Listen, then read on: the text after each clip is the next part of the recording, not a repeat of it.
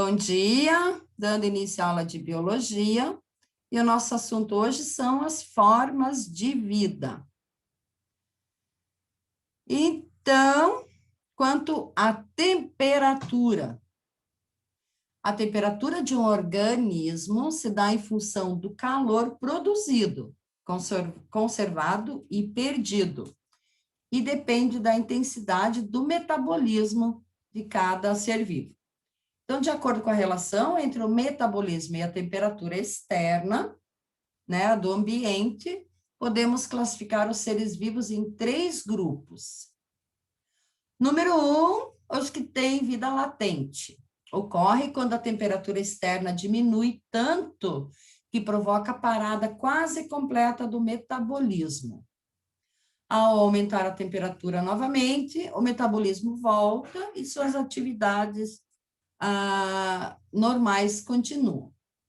Tal fenômeno é observado entre esporos, né, de plantas, de fungos, grãos de pólen, cistos de protozoários, né, que eles ficam com vida latente, quer dizer que eles ficam ali quando o ambiente não está bom para eles e depois eles voltam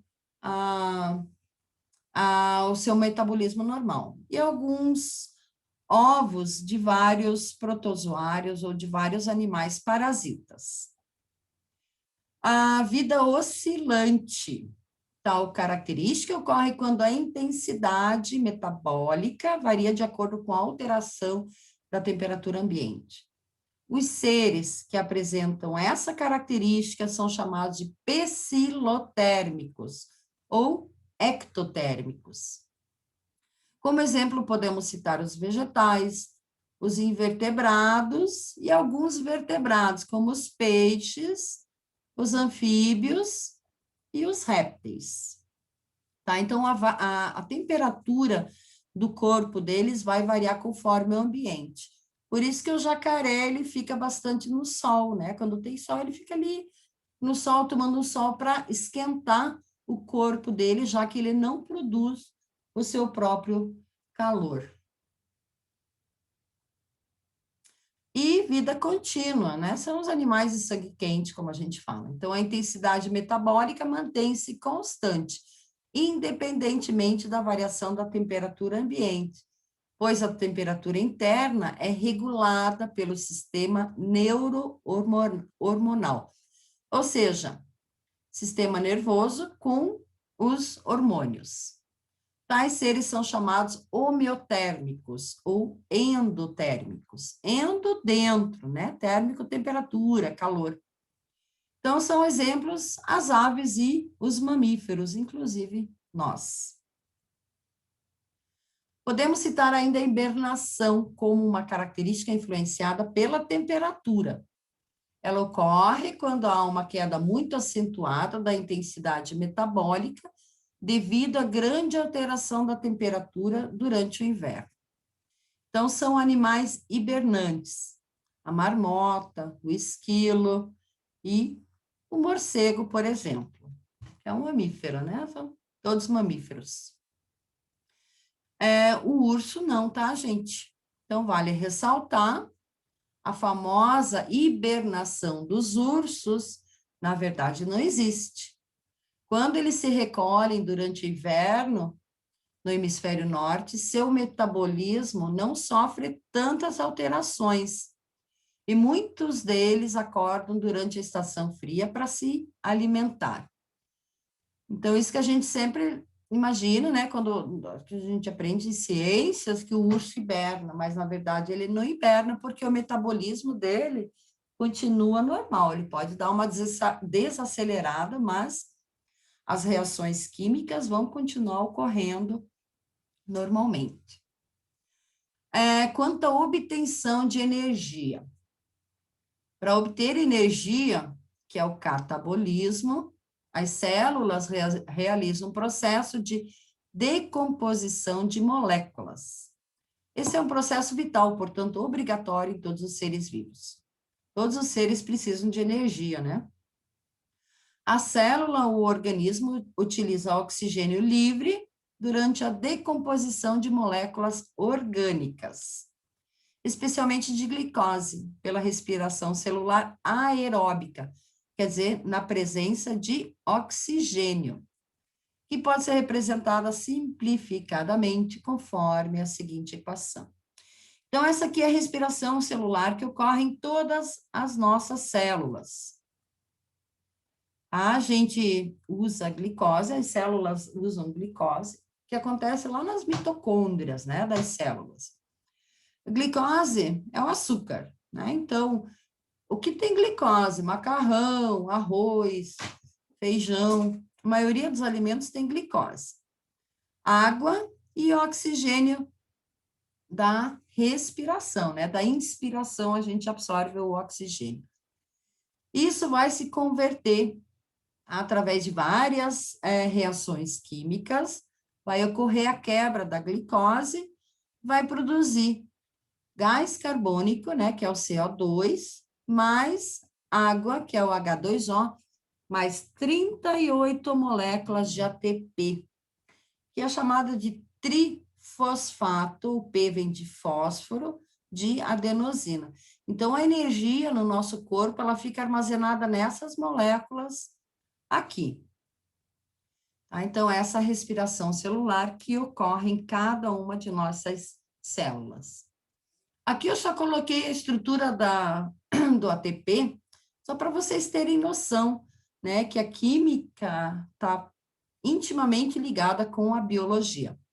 Então, aqui a gente tem o grupamento fosfato, tá? Esse P aqui vem desse grupamento fosfato, porque tem os átomos de fósforo. Aqui tem a adenosina, adenina, e tudo isso aqui é adenosina. Aqui tem uma pentose, né? Que é chamada de ribose, e aqui a adenina. Então, isso aqui é a adenosina. Quando esse trifosfato se transforma em difosfato, ou seja, vai ocorrer aqui uma ruptura dessa ligação, vai ocorrer a liberação de energia para as nossas células. Então, a energia obtida é necessária para que os seres vivos realizem todas as funções: o anabolismo, movimento, crescimento, reprodução, etc. Ela também pode ser obtida pelo processo de fermentação, na qual a glicose é decomposta sem a participação de oxigênio. Então, a gente chama de respiração celular aeróbica quando tem oxigênio, né? Como, cadê? Aqui. Como no exemplo aqui dos mamíferos, né? O2. Mas quando não usa oxigênio é chamado de fermentação. Então, a energia obtida na fermentação é bem menor do que a obtida na respiração aeróbica. A fermentação é observada principalmente em bactérias e leveduras, que são fungos unicelulares, ou seja, fungos formados por apenas uma célula. Podemos citar como exemplo a fermentação alcoólica, representada pela seguinte equação.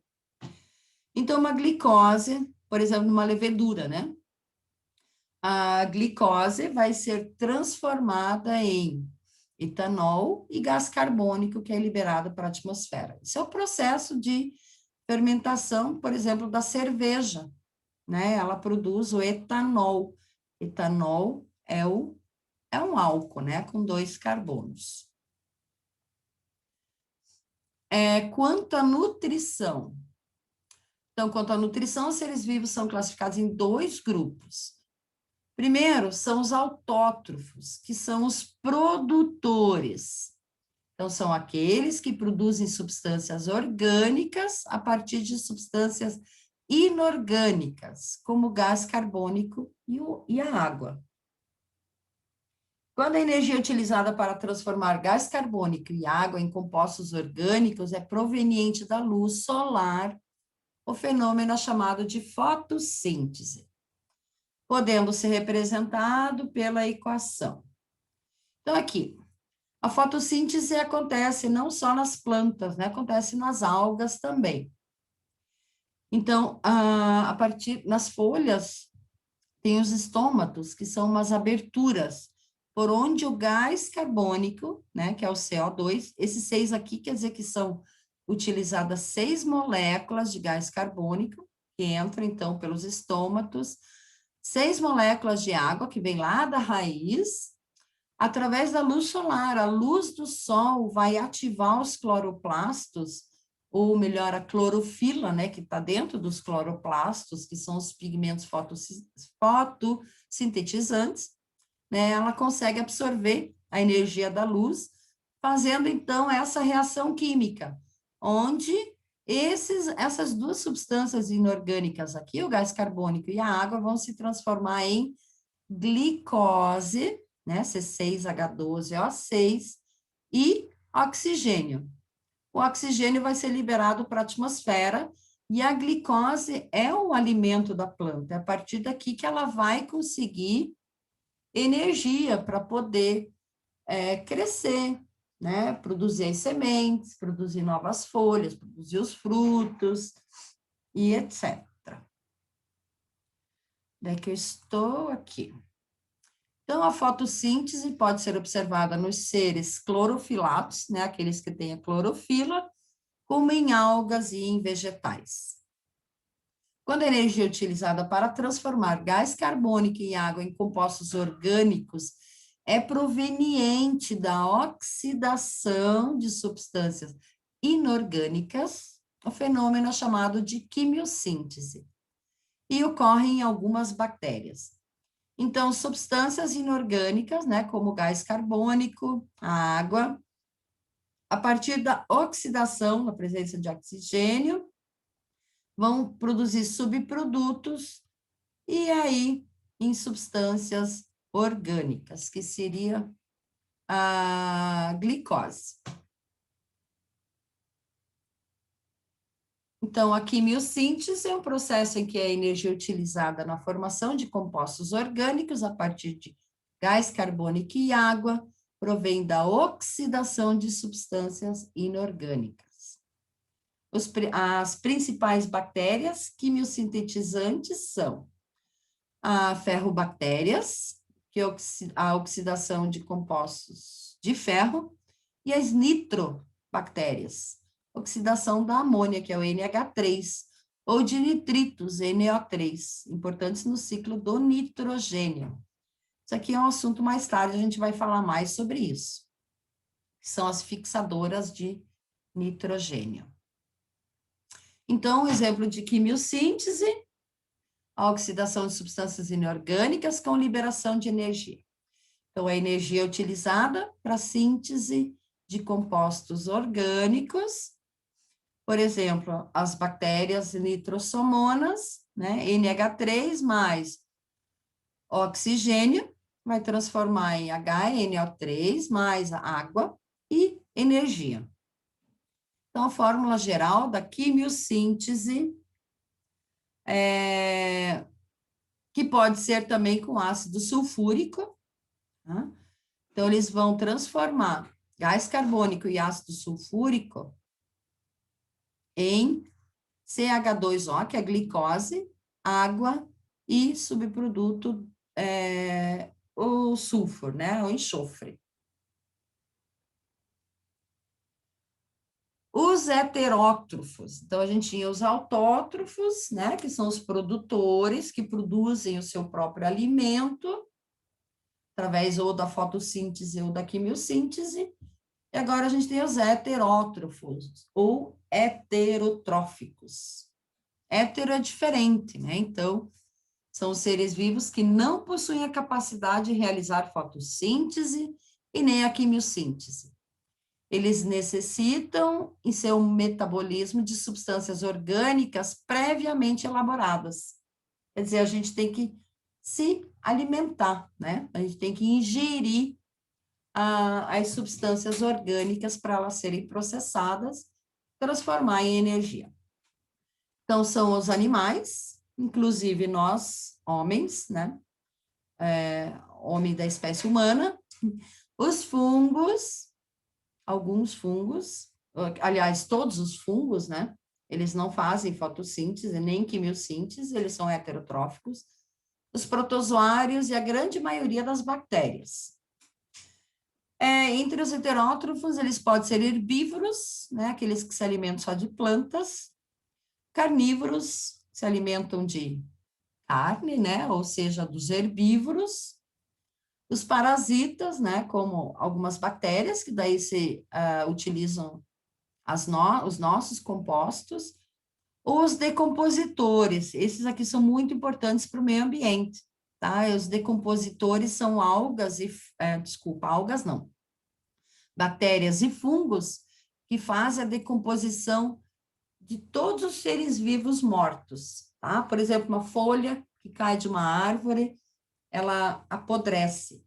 Esse apodrecimento nada mais é do que a ação de bactérias e fungos fazendo a decomposição em compostos bem pequenininhos, né, que podem ser aproveitados daí por outros vegetais. Então, eles fazem a reciclagem da natureza.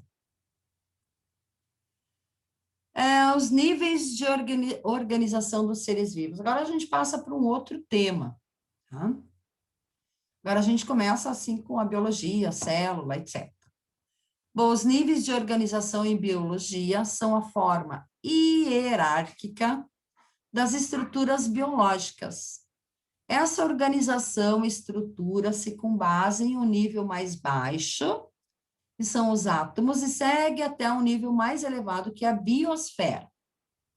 Cada um desses níveis é constituído pelas unidades presentes no nível anterior, acrescida em complexidade organizacional.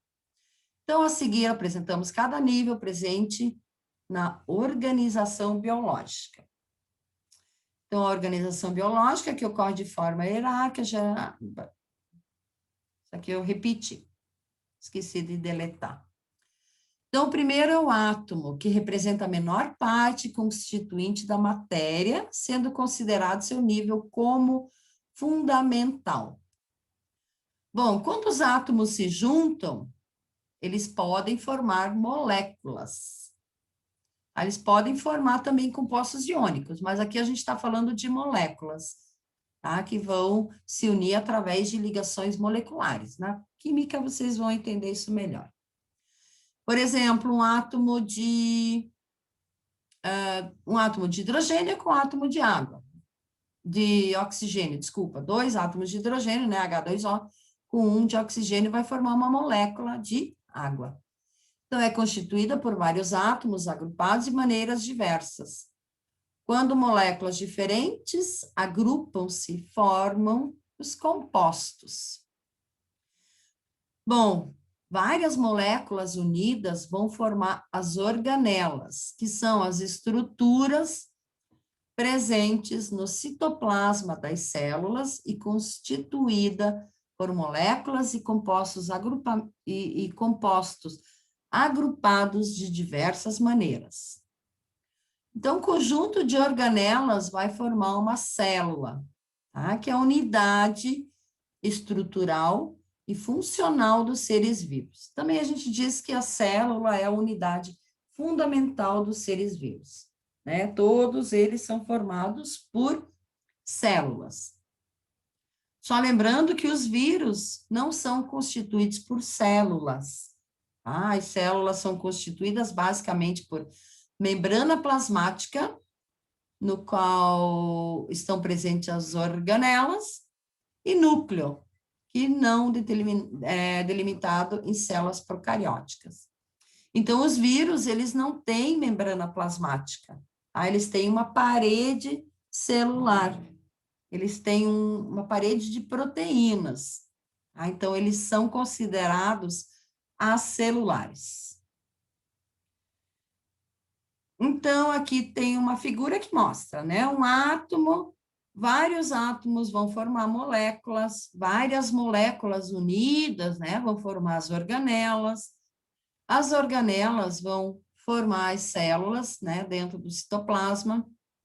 Várias células unidas, né? Próximas, vão formar os tecidos no nosso corpo. Vários tecidos unidos formam um órgão, por exemplo, aqui um osso. Vários órgãos unidos formam um sistema, como, por exemplo, o sistema digestório, que é formado pela boca, pela faringe, esôfago, estômago, intestino. E os sistemas unidos, né, o sistema respiratório, o sistema muscular, o sistema cardiovascular, o sistema excretor, todos os sistemas unidos formam um organismo. Quando a gente tem vários organismos unidos num determinado ambiente, nós temos uma população, tá? Então, quando a gente se refere, aqui é mais para a parte da ecologia. População é um conjunto de indivíduos da mesma espécie, tá? Que podem se reproduzir e ter descendentes férteis, quer dizer que eles vão dar continuidade à vida. Há várias populações, né, de organismos que vivem no mesmo ecossistema, por exemplo, formam uma comunidade, tá? Então, uma comunidade é um conjunto de várias espécies que interagem entre si. Então, comunidade de bois aqui, de pássaros, de gramíneas. Quando a gente tem várias comunidades unidas também num ambiente um pouco maior, forma-se um ecossistema. E todos os ecossistemas unidos formam a biosfera. Então, a biosfera é a região no nosso planeta que pode estar ao nível do mar, no fundo do mar, ou nas mais altas montanhas que tem vida. Então, é a esfera da vida. Então, o tecido é constituído por um conjunto de células especializadas e que desempenham uma função específica, tá? Todas as células de um tecido, elas trabalham para uma determinada função. Os tecidos estão presentes apenas em organismos multicelulares, aqueles formados por mais de uma célula, né? Por muitas células, como plantas e animais. Nos seres humanos, há 4 tipos básicos de tecido, segundo suas propriedades funcionais. Então, esse assunto também para mais tarde, mas só citando, né? O tecido epitelial, que é o tecido que reveste o nosso corpo, tanto externamente quanto internamente. O tecido conjuntivo, que é formado por vários outros tecidos, como o tecido sanguíneo, por exemplo. Tecido muscular e nervoso. Os nossos órgãos, né? Então, vários tecidos unidos vão formar um órgão. Então, por exemplo, o nosso estômago, ele é formado por tecido muscular liso, tecido secretor. Então, ele não é feito de um tipo de célula só, tem várias células ali unidas para formar um órgão. Então, é constituído por tecido e desempenha funções essenciais para o funcionamento do organismo. Depois, os sistemas, né, que é o conjunto de órgãos, é constituído por diferentes órgãos que atuam em conjunto em determinadas funções. O organismo humano é constituído por... Então, a gente tem o sistema tegumentar, que são os tegumentos, né? Sistema esquelético, articular, muscular, cardiovascular, respiratório, digestório, urinário, genital, nervoso, endócrino e linfático. Aí, organismo, que é formado pelo conjunto de todos os sistemas. No entanto, um organismo também pode ser constituído por uma única célula, falando dos unicelulares, né? Como as bactérias, por exemplo, e os protozoários, sendo então chamados de unicelular. Quando o organismo é constituído por 2 ou mais células, é denominado de multicelular ou pluricelular. Indo para o macro, então, né, o número 9, população, que é definida como um grupo de organismos de mesma espécie que habita uma determinada área em um mesmo período de tempo. 10, comunidade, que é o conjunto de populações diferentes que habitam uma determinada área em um mesmo período de tempo. Na ecologia, a gente vai ver como elas se relacionam, né? Que ali um ser vivo vai depender do outro. Aí, 11, ecossistema, que é definido como conjunto formado pelo meio biótico, que são os seres vivos, e o meio abiótico, que são os não vivos, como a temperatura, o pH da água, por exemplo, a salinidade, a pressão atmosférica, né? Alguns fatores ambientais do ambiente e pela ação entre os dois meios. Vou tirar aqui. E12 é biosfera, que é o nome dado ao conjunto de todos os ecossistemas da Terra. Então, esse pedacinho de mar aqui pode ser um ecossistema, tá? Porque todos os seres, toda espécie aqui vai depender de uma outra espécie. Então, vai haver uma interação entre eles. Os níveis de átomos, as células são também conhecidos como níveis microscópicos. E os níveis superiores da população até biosfera são também chamados de níveis de organização em ecologia. Aqui tem uma crase, né, senão fica incorreto. Então, os níveis microscópicos, né, átomos, moléculas, organelas e células, são microscópicos porque a gente só vê através do microscópio. Depois, os outros, a partir de população, né, já entra mais a parte da ecologia.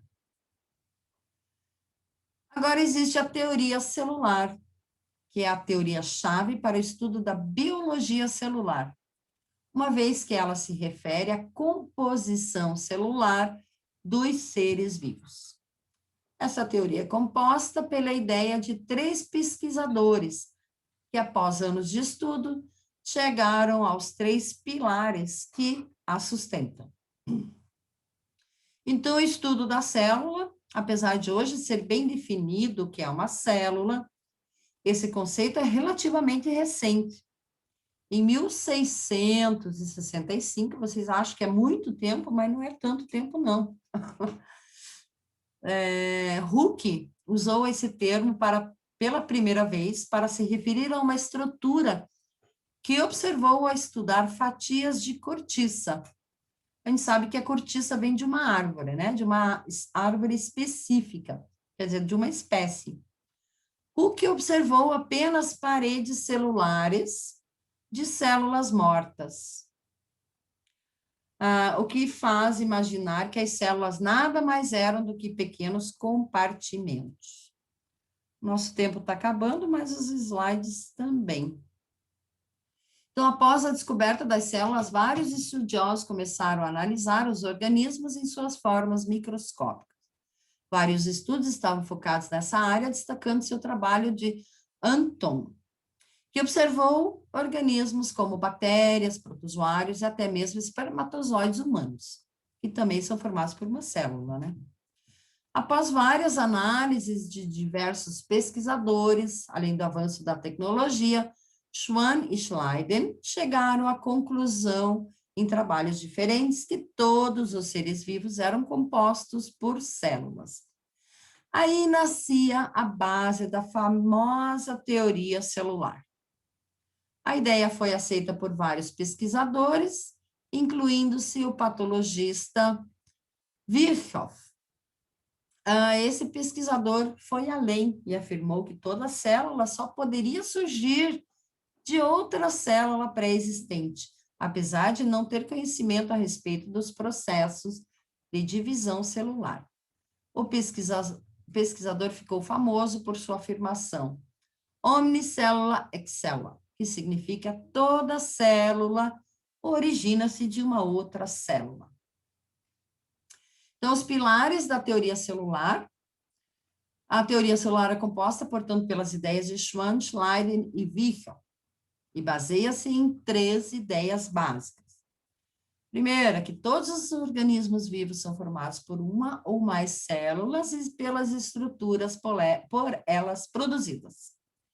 A segunda, que as células são consideradas unidades morfológicas e funcionais de todas as formas de vida. E 3, todas as células originam-se de outra célula pré-existente, ou seja, todas as células apresentam capacidade de divisão. Aí, problemas, só para finalizar, problemas relativos à teoria celular. Quando a teoria foi proposta, ainda não se conhecia a estrutura dos vírus, que são seres acelulares.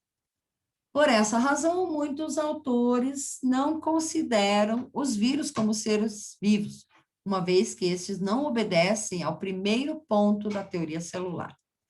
E vale destacar, no entanto, que apesar de não possuírem células, os vírus necessitam dessas estruturas para se reproduzirem. Quer dizer, eles só conseguem se reproduzir dentro de células de outros organismos. Então, eles são considerados parasitas intracelulares obrigatórios. Tá? Quando o vírus está fora da célula, ele é chamado de prion e não tem atividade metabólica nenhuma. Então, encerrando o compartilhamento e encerrando a gravação.